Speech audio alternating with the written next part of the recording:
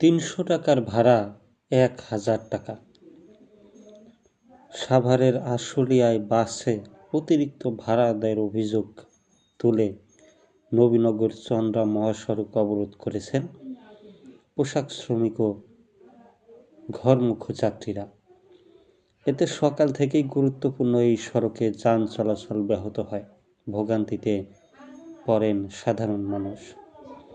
মঙ্গলবার সকাল ৮টার দিকে আশুলিয়ার পাইল এলাকায় যাত্রীরা সড়কে অবস্থান নেন।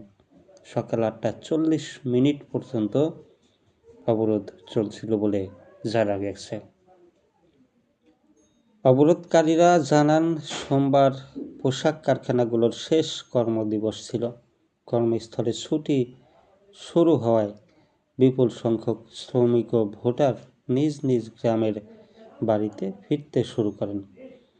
এই সুযোগে বাসের চালক ও হেলপাররা নির্ধারিত ভাড়ার তুলনায় কয়েক গুণ বেশি টাকা আদায় করেছেন। অতিরিক্ত ভাড়া আদায় বন্ধ এবং ন্যায্য ভাড়া নিশ্চিতের দাবিতে তারা মহাসড়ক অবরোধ করেন।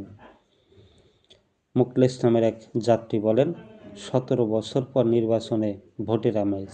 আমি ভোট দিতে গ্রামের বাড়ি জামালপুরে যাচ্ছি।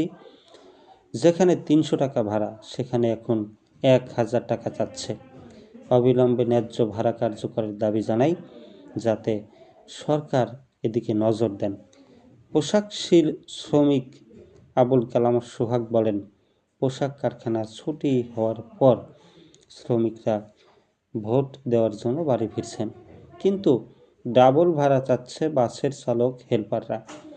আমি রাজশাহী যাব, আগে ৫০০ টাকা ভাড়া ছিল, কিন্তু আজ ১,০০০ টাকার বেশি ভাড়া চাওয়া হচ্ছে। কিন্তু পোশাক শ্রমিকরা অতিরিক্ত ভাড়ার টাকা কোথায় পাবে?